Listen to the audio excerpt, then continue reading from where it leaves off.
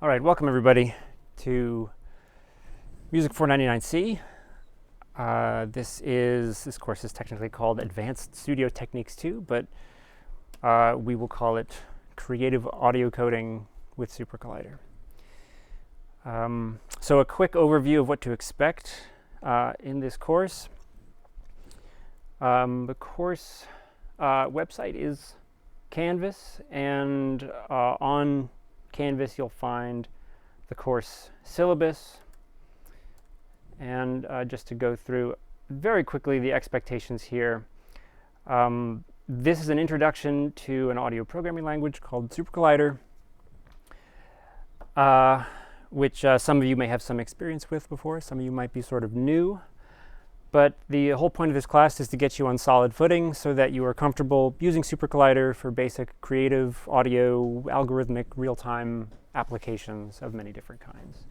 There will be homework assignments, problem sets assigned on a weekly basis. I'm going to shoot for weekly, but sometimes these end up being once every 2 weeks, just sort of depending on how things go.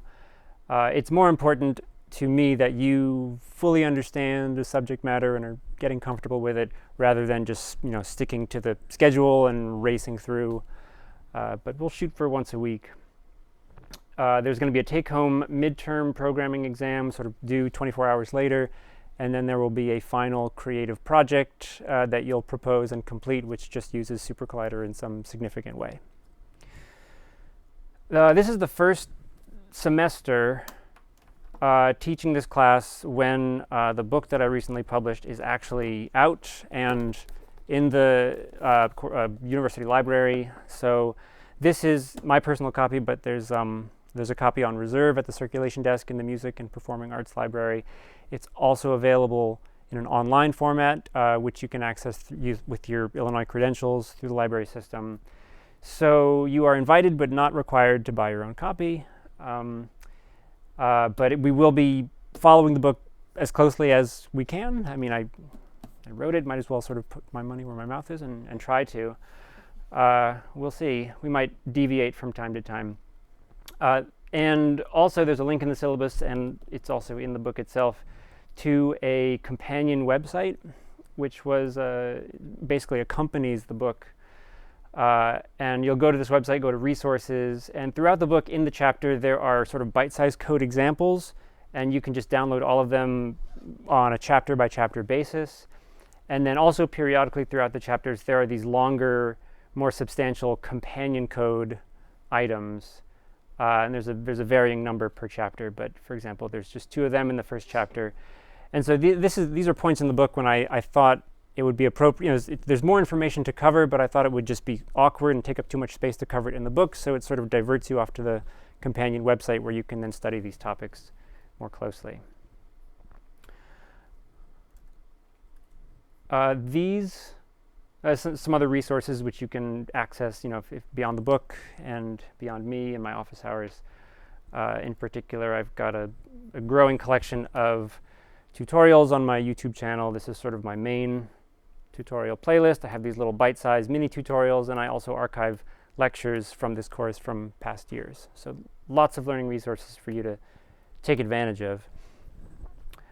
I record these lectures. I'm recording right now, and so I will upload the screen video of these lectures as well as whatever SuperCollider code I cook up in class. And over the past several years I have increasingly discouraged following along, trying to type the code that is on the screen. And this semester I'm going to insist that you do not try to follow along. There's a couple of reasons for this. One is that I'm recording the lectures, so everything you see will be available in video format and interactive code format. And the other reason for that is, if you try to follow along, even if you're sort of an experienced coder, inevitably your attention will get split into trying to diagnose something in the code that you mistyped and trying to follow along. And these two things will chronologically drift apart, and then you'll be kind of lost and you'll miss a bunch of stuff. So if you want to take notes on your computer, that's okay. I actually took a class, a summer class at Wesleyan many years ago on SuperCollider, and the instructor would insist that we actually close our computers. And he said, if you want to take notes, you have to do it on paper. And in retrospect, I really respected that choice. But I'm not going to forbid you from taking notes on your computer, but I am going to insist that you don't follow along. I think you will learn more in the long run if you just focus on what I'm saying and focus what's on the screen, and ask questions as they arise, and we'll all be on the same page. Okay, I'll let you review the rest of the syllabus on your own time. Let's get started. You can go to I think it's supercollider.github.io. This is the main page for SuperCollider where you can download it. It's free, it's open source, it's cross-platform, and when you open it up, you'll see something like this, which is kind of the basic workspace.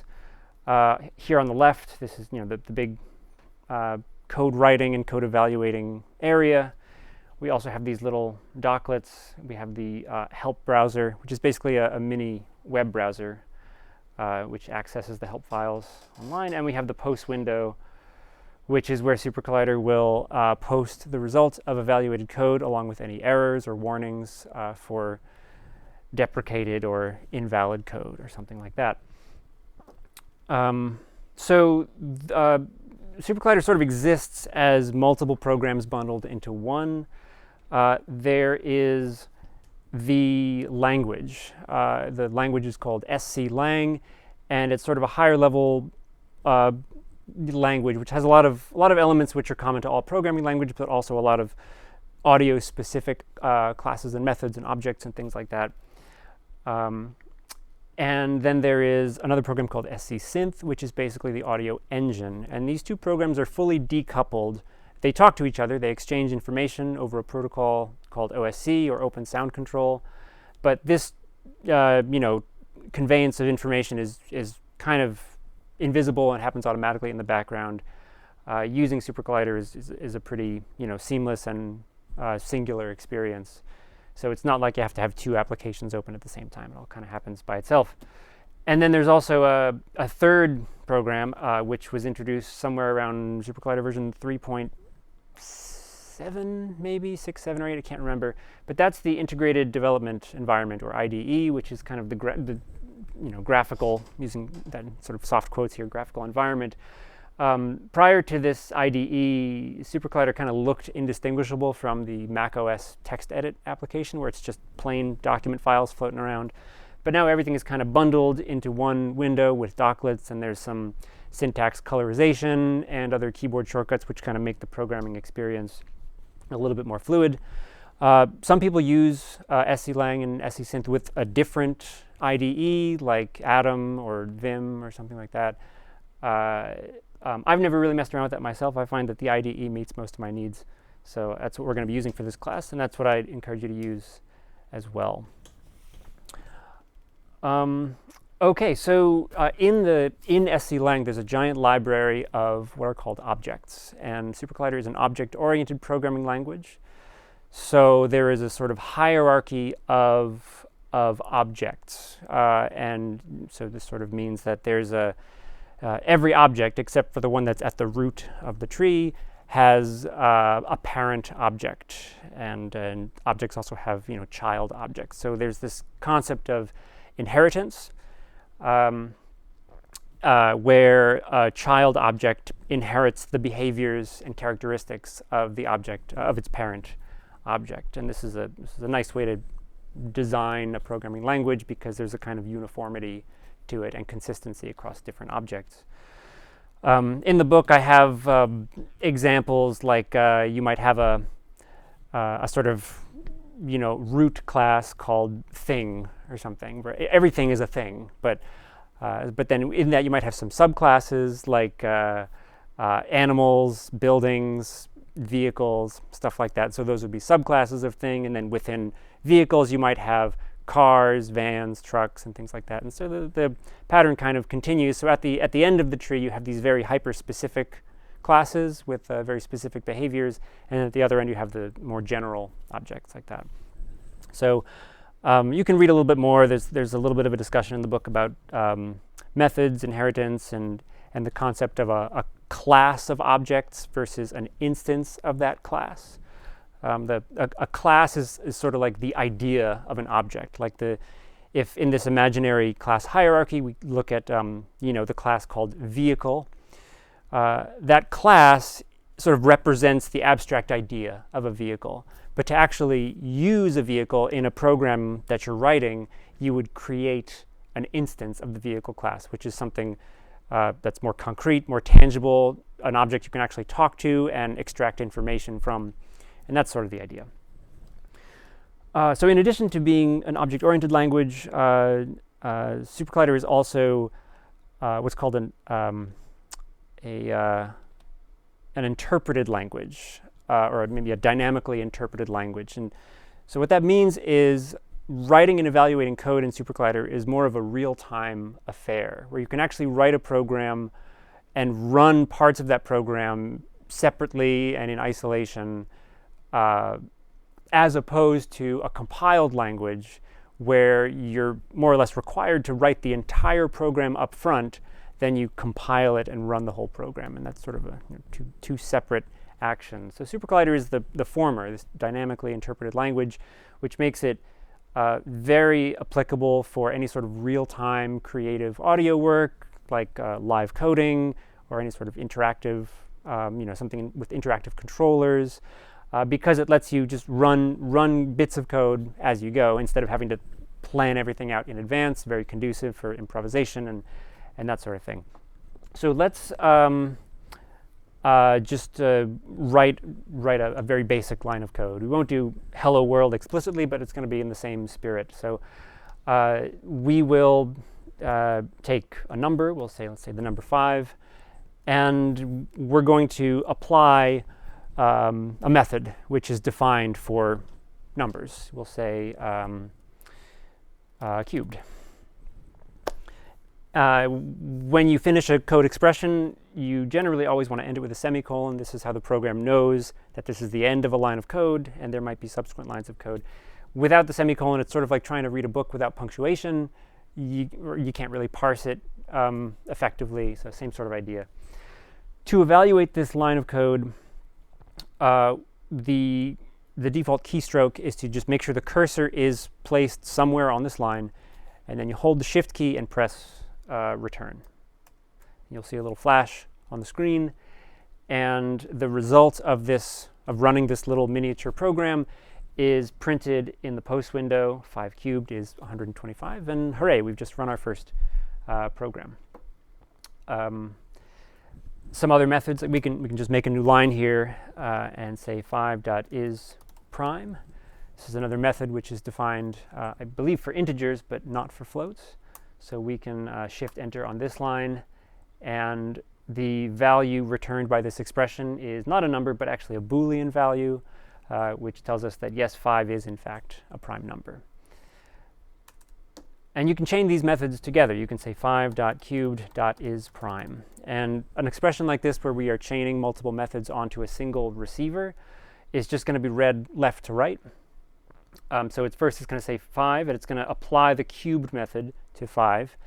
And in that moment of evaluation, this expression essentially becomes 125. And then 125 is the receiver of the isPrime method. And of course, that's going to be false because we are cubing 5, right? It is 5 times 5 times 5. So, and we can't really go the other way. If we say 5.isPrime.cubed, even though we humans might be able to sort of work out, I think I understand what this is trying to do. SuperCollider is a programming language, and it's very particular about the things you ask it to do. So this is going to throw a very scary-looking error at us. And so usually when this happens, when you see a bunch of junk in the post window, what I usually like to do is actually clear the post window first. So you can right-click on the post window and say clear. I think Shift-Command-P is the keyboard shortcut for that, and then run it again. This just makes sure that there's nothing else in the post window, so we can more accurately diagnose what's going on here. And scroll to the top, and SuperCollider says that the message cubed was not understood and its receiver was true. So we'd go back into our program and say, well, here's cubed, and I wonder why that didn't work. And you say, oh, okay, well, 5 is prime, is not a number. You can't, a Boolean cannot be prime. That just doesn't make any sense. Much in the same way, if we had a class of objects called animals. We could ask if an instance of an animal is a mammal, but trying to say is mammal to a vehicle is just nonsense. So certain methods apply only to certain types of objects. But again, some methods apply to multiple objects. For example, we can cube a float, and we can also cube we can cube an integer, we can cube a float. Right? These are both valid things to do, but we cannot do 5.3 is prime. Right? So some methods are good for floats and integers. Some are just one or the other. So you can't just mix and match freely. Okay, so back to evaluating code with Shift-Enter. If you just Shift-Enter, so I'll clear the post window here, and we're just going to Shift-Enter with the cursor on line 13, which is empty. Nothing happens, right? We run Shift-Enter, nothing happens. So you just place the cursor on the line you want to run, Shift-Enter, and that's what you get. If being a dynamically interpreted language makes it convenient to debug, because if you want to say, okay, this wasn't working, so maybe I just want to see what this expression returns, you can highlight it and press Shift-Enter. And when code is highlighted and you press Shift-Enter, only the highlighted code will be evaluated, as if it were the only thing on the screen.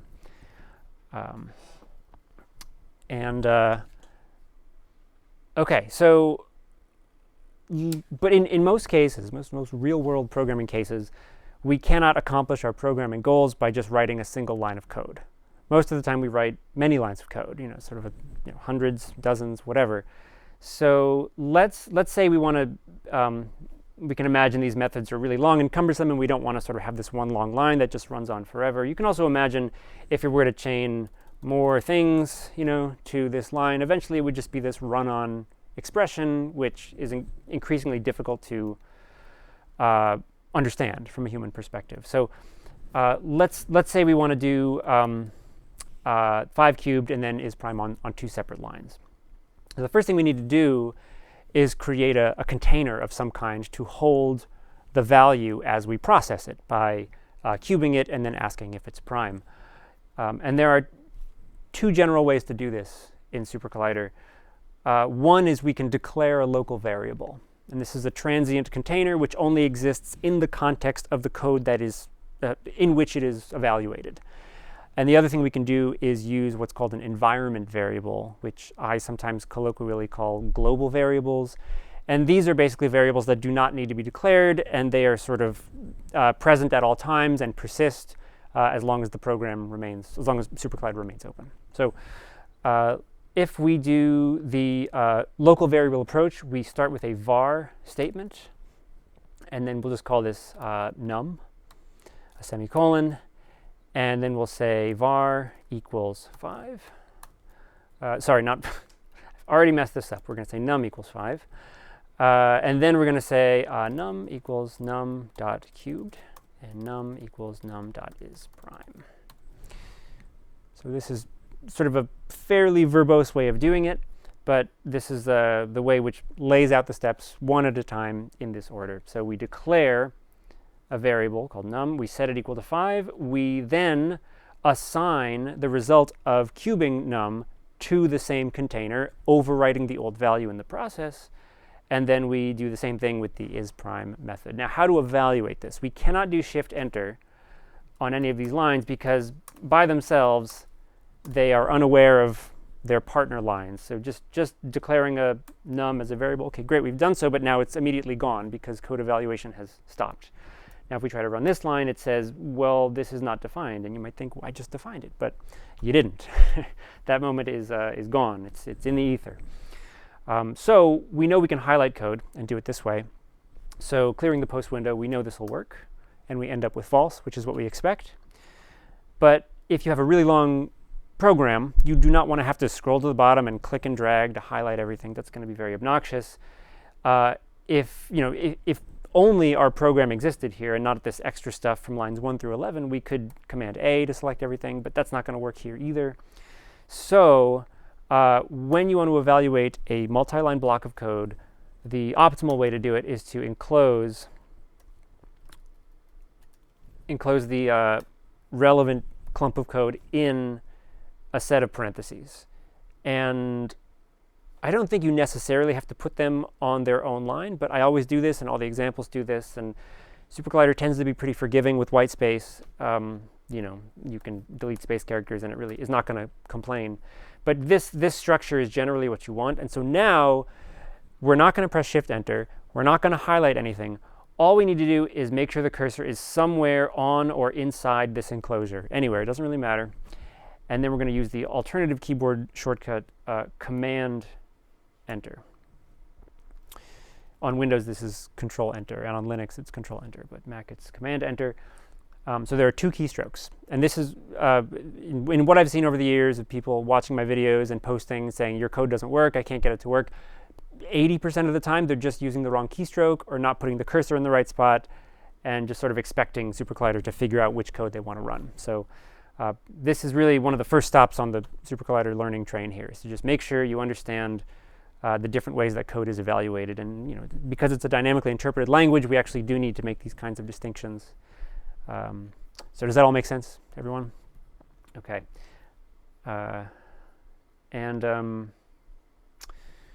So, I mean, there are a couple shortcuts here. You can actually initialize a variable on the same line where it's declared. This is totally fine as well. Something else to keep in mind is that I want to make a distinction between the behavior of posting the result of the last expression in the post window and the more abstract and fundamental concept of returning a value. So in computer programming, when we have some function or some program, generally speaking, we want to take advantage of the results, the value that that function or program returns, so that we can capture it and then feed it into some other function or do something else with it. And SuperCollider, whenever you run one or more lines of code, the value returned is the value of the final expression. And this will become a little bit more relevant when we talk about functions. Right now, we're just kind of writing a more vanilla multi-line program, not actually encapsulating this as a function. But the behavior of posting to the post window is really more of a side effect more than anything else. But there is a distinction to keep in mind. And I think the idea of returning a value is something that will become clear as we go. Is everyone feeling okay so far with all this stuff? All right. I know we're starting slow here with, but we will crack into the synthesis server next week for sure and start making some sound. Comments. There's 2 ways to make a comment. You can do a double /, which is a multi-line comment. So, once you make a new line, this is real code again. And you can also do an enclosure that looks like this, where you do a / asterisk and then an asterisk /, and anything in between this enclosure will be considered a comment. Visible to humans, it's good to leave notes to yourself and maybe to your instructor, so everyone knows sort of what you're up to and what you're trying to accomplish, but it's completely invisible to SuperCollider. It's kind of all the fundamentals here. Let's take a little bit of time to talk about navigating the environment, getting help, looking up implementations and help files and things like that. So let's say we want to, first of all, let's just take a look at the help browser here. So there is a search and browse feature. So browsing just gives you a kind of broad categorization of all of the objects in SuperCollider. So it takes a little while to kind of get the hang of where things are. Maybe a more common thing to do is to say, let's say we want to learn more about isPrime. So we can place the cursor on it. We can also highlight it. And then if we press Command D, that tells SuperCollider to basically take the current item that the cursor is on, plug it into the search feature, and it has found a method called isPrime, which is documented in the integer help file class. So we can click on that, and we scroll down to isPrime. It automatically scrolls to the relevant location. And there should, but isn't, always a brief description of the method or class you're interested in, and then some some examples of that method. So the documentation for SuperCollider has improved tremendously over the last decade or so. Parts of it are still kind of spotty.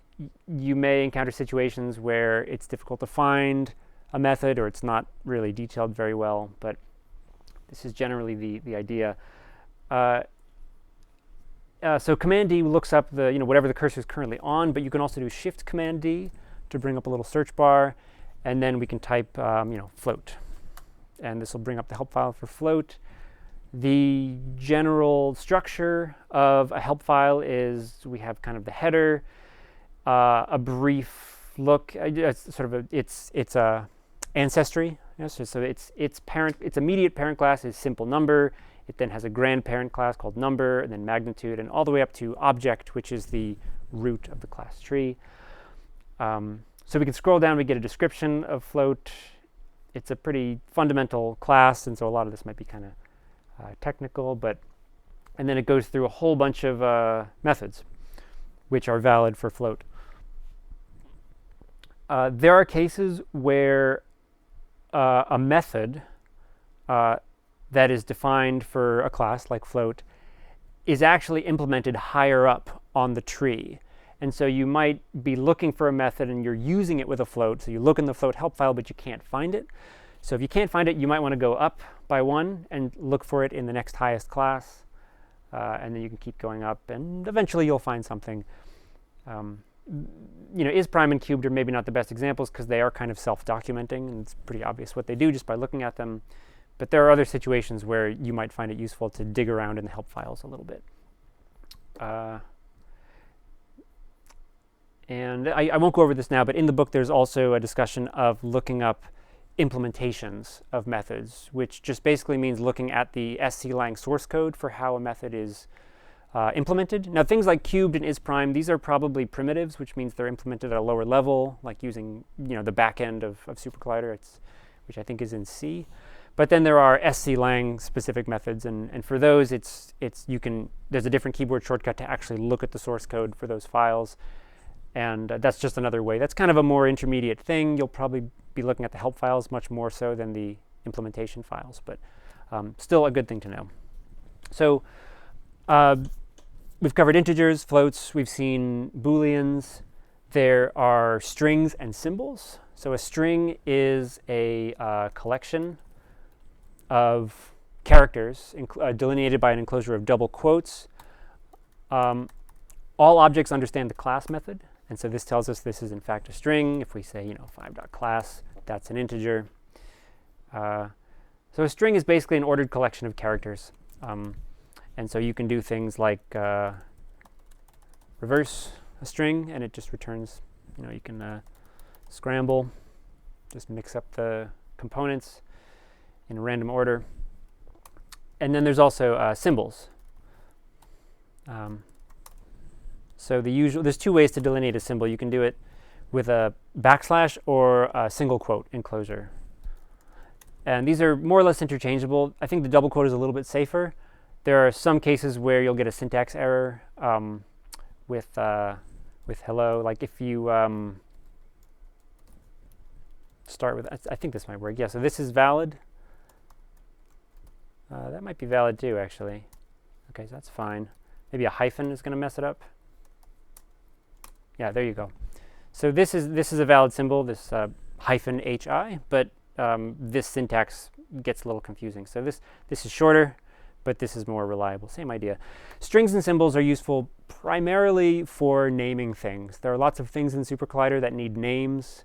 Once we get into the audio server, we'll be making synth-defs, which is basically a formula or a algorithm for some sort of signal processing block. And those need to have unique names, and so you can use strings or symbols to name those. So just want to make sure you're aware of these two classes, right? Strings and symbols. In a lot of cases, they're interchangeable, but not always. So in most cases where you can use a symbol, you can use a string, and vice versa. Arrays. Arrays are ubiquitous in lots of programming languages, and they are delineated with an enclosure of square brackets.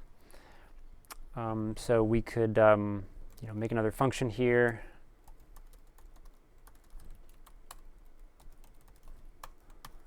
And run something like this, where we declare a local variable called r.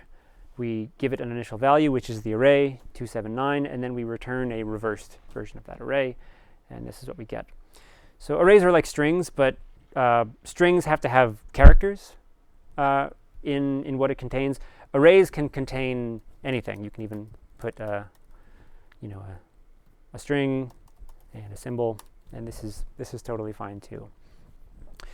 There is a companion code for chapter 1 called All About Arrays. Arrays are really, really useful for lots of things, and a musical context is no exception. It's great for holding rhythmic values, scale, pitches in a scale. Lots of reasons we use arrays.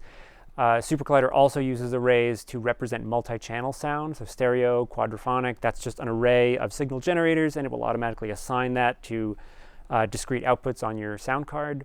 So it's really good to be comfortable with arrays. I think there's one of the later problems on the first homework set is writing a function that manipulates an array in a way that can't be handled with a single method. So make sure you read that companion code. There's another keyboard shortcut which is relevant to arrays that I'd like you to get familiar with, and that is not a keyboard shortcut, but a syntax shortcut. So if we have the number 5 and we exclamation point 3, this duplicates 5 3 times and returns an array containing those duplicates. So it returns the array 555. The longer version of this is the dupe method. So the exclamation point is just the syntax shortcut for this. And there are lots of simple synthesis examples where you make a sine wave or a pink noise generator, and you just tag exclam2 on the end of it, and it becomes an array of 2, and then instantly you have a 2-channel sound. And so if you're on headphones, you'll suddenly hear something in both ears. Very useful to know. I realized that I didn't actually cover the environment variables. I talked about local variables, but then I just glossed over that. So we do not have to do a local variable declaration here. We can just say tilde AR equals whatever we want. And so this tilde is just a syntax shortcut for saying don't do a local variable, just use an environment variable called AR. So this block of code also works. And now, our local variable AR, that's gone. That doesn't exist anymore. It was temporary. But tilde AR, this is still hanging around, and it will continue to persistently have this value until we reassign it to something else or overwrite it. So that's basically the difference. There are situations when using environment variables is kind of the only option. For example, in a like a improvisation context or live coding, you'll be using tilde style objects just because you can't sort of plan everything in advance, and you might need access to something that you created a while ago, and local variables just can't do that. But there are other situations when you're like building these little localized functions for specific tasks.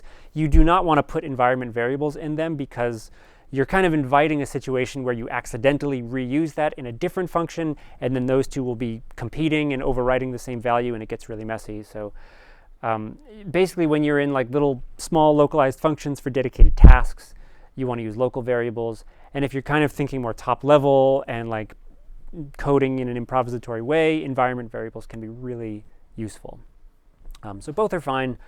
That's sort of my philosophy on it, is that as long as you can get done what you need to get done, it doesn't really matter which one you're using. But okay, and so back to arrays. Let's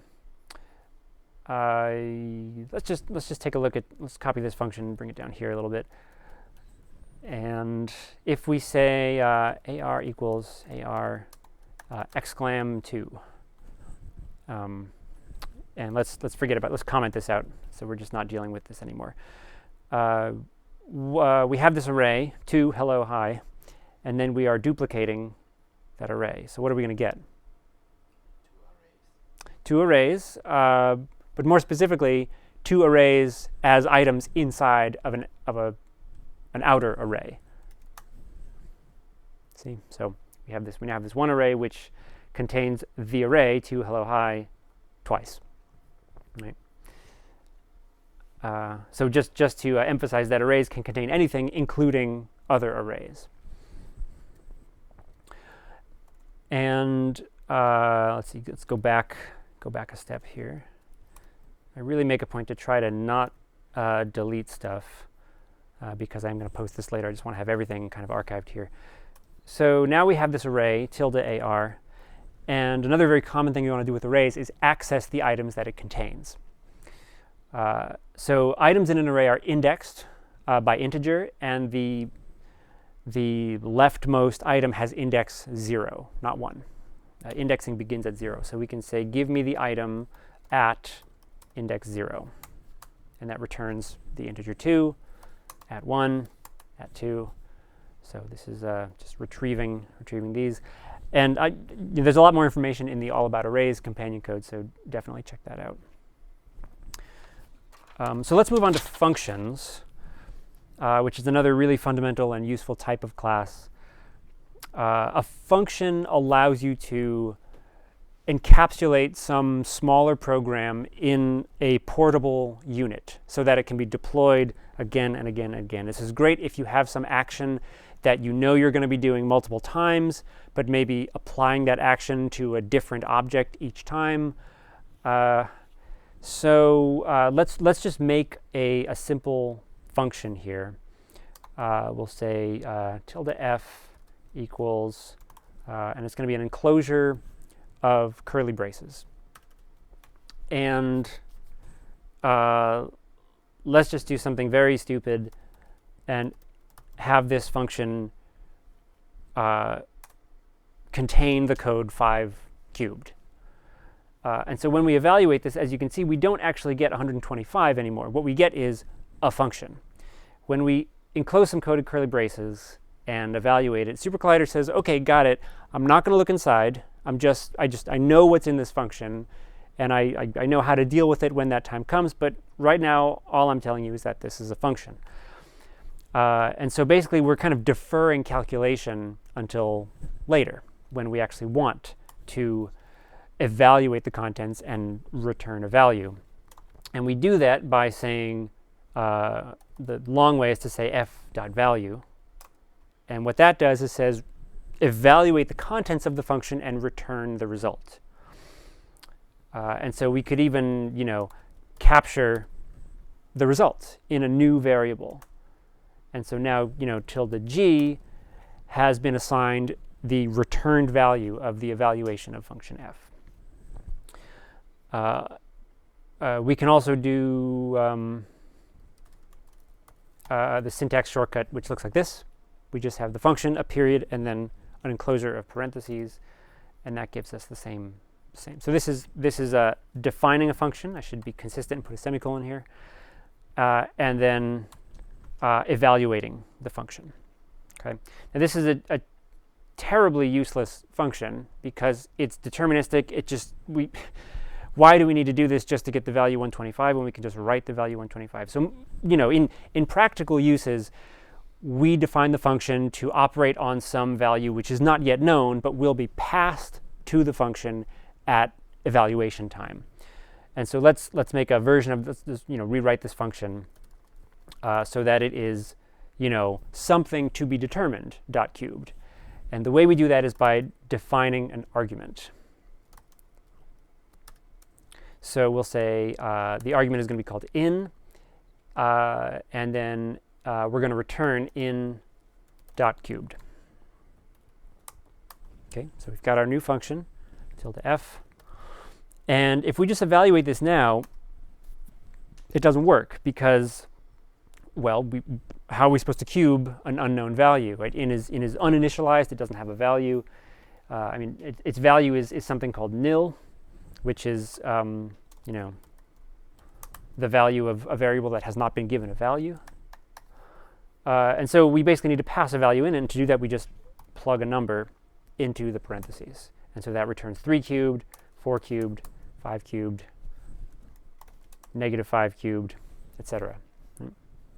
Now true cubed, well, okay, that's not going to work. We can't cube a Boolean, but you get the idea.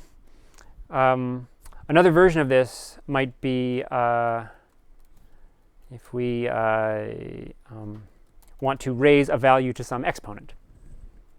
So for this, we can use the POW method. So here we're passing in two values, an input, or maybe we can call this base, just for a little bit more readability here. And what this function will return is base to the power of exponent. So we can say 3 to the power of 4, it's 81. You get the idea. You can also give these default values, something like this. So now 3 to the power of 4 still works, but if we do not provide input values, it will fall back on the defaults, which is 2 to the power of 3. So that's all well and good. There are some situations where it makes a lot of sense to provide a default value, and other situations where it doesn't matter nearly as much. I think generally speaking, it's never really a bad idea to give your arguments default values. And there are lots of situations where you will define some function, declare some arguments, and then also declare some local variables. Now the arguments represent the things that are going to be passed into the function when evaluated. The variables are just kind of more generic placeholder containers to, places for you to store information that you're going to be using on a line-by-line basis and referencing later on. They are sort of different, and there is a little tip in chapter 1 which says here, just outlining how these are different. This kind of comes up from time to time. A quick syntax alternative here: instead of arg, you can enclose the arguments in pipes, the vertical character that's on the key above the return character. So this also works. And then if we wanted to turn this into a multi-line function, just for a little bit better readability, we can say we'll put the arguments here. We might even say, let's declare a variable called output, and we'll say output equals base to the power of exponent. And then SuperCollider always returns the value of the last expression, so we don't need to explicitly say output on the last line, but we could if we wanted to be extra clear in terms of what's being returned. I know there are some programming languages where you have to explicitly say this is the value to return, otherwise it won't return anything. Yes? Could we partially pass arguments into functions? Like if you have defaults, maybe use the first, or set the first couple, but then use defaults on the rest of them? That's a great question. So if you wanted to sort of pass in a value for the base, but use the default for the exponent, I think there is a way to do that. I mean, certainly, if we just say like 5 here, right? So this is our function. This will get put into the base, and it will use 3 for the exponent. So this is going to be 5 cubed. And I am quite confident there is a way to pass a value in for the exponent, but not the base. But I don't think I've ever had to do that, and I don't know the syntax off the top of my head. But I'll try to look into that and see if I can. I wonder if it's just passing the name into the. I don't. Oh, look at that. Yeah, that works. You should be teaching this class. Okay, great. So I learned something new. So I bet we can say base for something like this, and that works. And I bet we can even switch these around. And that should give us the same value. Cool. So you can do this naming, named approach in any order. Great question. Okay, let me cover a few more key concepts. Computers are capable of, well, not exactly generating random numbers, but generating numbers which feel sufficiently random. It's actually completely deterministic, but it's good enough for humans. So there's a couple of language side methods which are worth knowing. So there's ranged random, and this will return a random number within the given range every time it's evaluated. And let me just do a quick sidebar here. We're seeing an alternate syntax here. So for example, we've seen 2.pow3. And so in this case, 2 is the receiver, pow is the method, and 3 is the argument that needs to be supplied to the method. But you can also say pow2, 3 in parentheses, and this is the same thing. And some methods need multiple arguments. Like some of them just don't need anything, like cubed, don't need more than one. So cubed 5 is fine, right? Because we just need the one value in order to extract a value from that. But pow needs 2, and so this is valid. Let's see. So that's just for consistency here. This is the style that I call receiver.method, and this is the method first with receiver in parentheses. So here's the version here. So we could also do 2.rand9, and this is also valid. And this is really just a stylistic thing. I like receiver.method for this because it reads like English, 5 cubed, right? That's how we say it normally, 2 to the power of 3. So that feels right here. But ranged randomness, I kind of like to see the min and max in parentheses. That feels a little bit more appropriate to me. So purely stylistic, but I have just developed habits over the years of using some methods in one style and some in another style. But whatever you want to do is fine. So back to randomness here. A couple of things to keep in mind is that if the let me actually copy this so we don't lose it. If both the min and max are integers, the result will be an integer. If one or both are floats, the result will be a float. Of course, you can always round to the nearest integer. Well, it's still technically a float, but you can always round floats if you need to. And there is also exp rand. And to make this a little bit clearer, let's do 1 to 100. So this ranged rand is a uniform distribution, so every integer has an equal chance, every number has an equal chance of being selected, so you'll see a pretty even spread of numbers here. They're all kind of all over the map.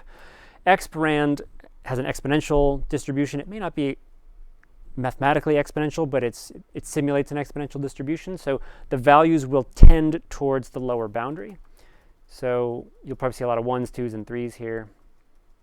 Yeah, there we go. So we just got like these 4 in a row. So this is useful. I mean, you want to use the one which is appropriate for the context that you're dealing with. So if you are doing a pan position, like between -1 left, +1 right, rrand is generally pretty appropriate if you want a sound to be randomly somewhere in the stereophonic field. Keep in mind that floats are probably better, because if you do -1, +1 integers, you will only get 3 possible pan positions: hard left, hard right, and center. But with floats, you'll get a full spread. But with frequency values, it's generally more appropriate to use exp rand, because we have a logarithmic perception of frequency. And the keys on a keyboard it's a logarithmic layout. And so if we select frequencies from, say, 20 to 20,000 hertz using rrand, approximately half of them are going to be in the highest octave, between 10 and 20,000, and that's not going to sound very balanced or pleasant. But with exponential, you're going to get sort of notes that are evenly distributed throughout all of the octaves, because it's an exponential distribution.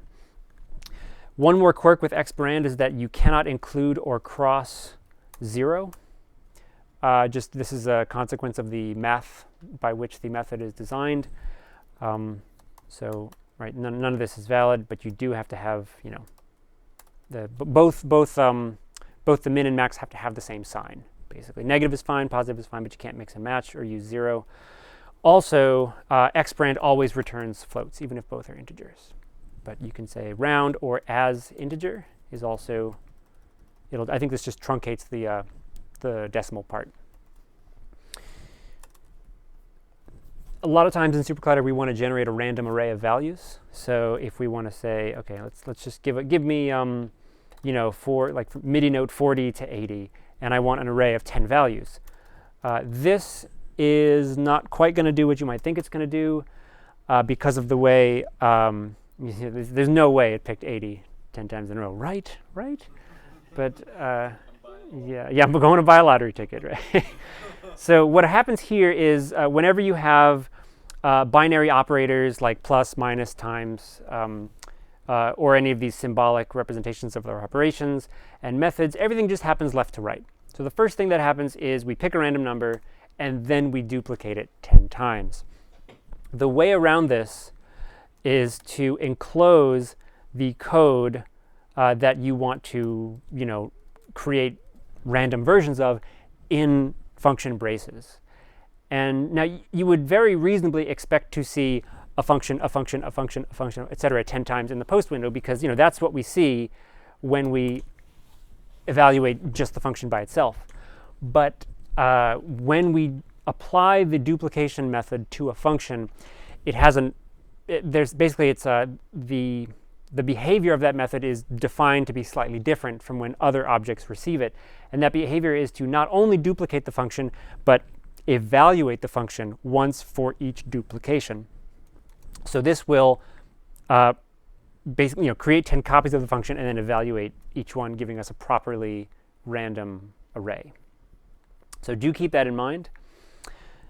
And I think this lecture is just slightly too long, but let me see if I can blast a hole through iteration very quickly. I'll ask you to just review the textbook for any sort of holes that we've got here. But iteration is a concept where it's a common process throughout lots of languages, which allows you to perform a task many times in succession without having to actually type that task out multiple times.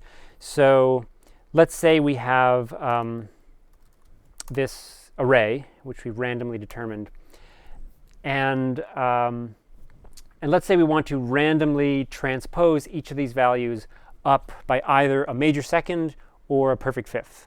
Right? So how can we do that? We can say ar.collect.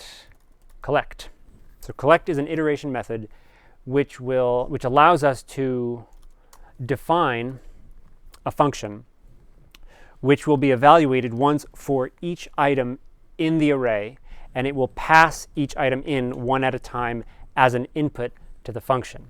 So we define an argument called item, and we'll say item equals item plus, here I'll introduce another method here, to7.choose. Okay, so choose is a method which is given a collection, and it will randomly pick one thing. It doesn't actually mutate the receiver. The receiver is untouched, but it just goes in and says you. And so this way we get randomly 2 or 7 whenever we evaluate this. So here we're collecting over tilde_ar. We're going to pass in the item. So the first one is 42, 66, etc. So on the first pass, item is 42, and then actually let's just not even do any assignment here. We're just going to have this function return that item plus either 2 or 7. And then we're going to go around again with 66 and 55, and each time we'll be randomly choosing. And collect returns a modified version of its receiver. So we can actually say new r equals whatever the result of that is. So let's do it. And there we go. So new r is now, it added 7 here, 2 here, 7 here. Right? Maybe some of these we don't actually want to transpose at all, so we can say there will be a chance that we just don't transpose anything. And now we can overwrite new AR with a different version. So this time, we still added 7, we added 0. Right? So you get the idea. So this is a really, really powerful tool. This is collect is used for all sorts of things, like if you have an array of note numbers and you want to generate an oscillator playing a tone at each of those note numbers, you can use collect to just instantly generate an array of sound processes, which you can then successively iterate on to sort of randomize their amplitudes and things like that. So there's a lot of possibilities there. There is another method called do, which is similar, but the difference between collect and do is that collect returns a modified version of the receiver. Do always returns the receiver as it was when we started with it. So do is kind of convenient if the main thing you're interested in is some side effect of the function, and you just want to do that function a bunch of times, but you don't really care about the returned value, just kind of the side effects of the code inside. And collect is useful if you actually want to capture a modified version of the receiver. I mean, it's hard to come up with a quick example of when you would use do versus collect, but you just think of it like you're processing some collection, and you want to, you want to have access to a new version of that collection based on the old one. Collect is the right one to use there. But if you're not actually interested in grabbing any result and you just want to, post something to the post window 10 times, then do is perfectly fine. In some cases, you can use one or the other, but just it's a subtle difference to keep in mind. One last thing which we're not going to cover today, but which I'll have you just read in the book, is just conditional logic. We're talking about things like if then else, and that is in a help file called control structures, I think. Am I right? No? Yes. Must have spelled it wrong. Control structures. So this is where it walks through things like if. This is the basic syntax. So we say if, and then the receiver of if is some expression which returns true or false, and then a function to be evaluated if true, and an optional function to be evaluated if false. Some alternatives. This is also in the book, so I'll just let you kind of poke around with that on your own. So the first homework is assigned and available. It is due 3 p.m. 1 week from today. So on the course website, you can just follow this link, which will take you to a shared box folder, and you can just download homework 1 here, open it up, take a look. First couple problems are pretty simple, just making sure you understand some of the basic concepts, and then the last 2 are a little bit more involved. Might take some thinking, building some functions that do kind of more complex specific things. But pretty much everything you'll need is either given to you as a hint in the problems or in the first textbook. I don't have a TA for this class this semester, so if you do run into problems and you get really stumped, feel free to reach out and we can meet and talk through it. And I think that's it. Does anyone have any questions?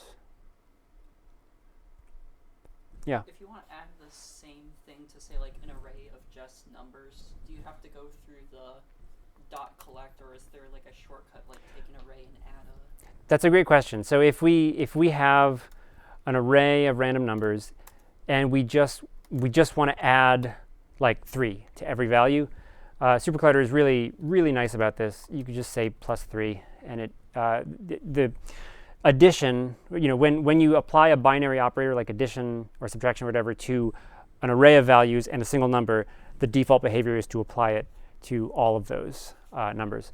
I have a mini tutorial called Adverbs for Binary Operators, which goes through this somewhat obscure but really cool and convenient process of changing this behavior. You can have it sort of wrap or fold, or if you have like a short array and a long array, you can prioritize the long one or the short one. So there are different options. But yes, when you have an array and you apply a binary operation, it will be applied to every item in the array. So yeah, much easier than collect. Cool. Anything else? All right. Well, thank you so much for being here. I hope you're excited about this class. Good luck on the first homework. Let me know if you have problems. I'll upload this lecture next chance I get, and we'll boot the server and start making sound next week. See you then.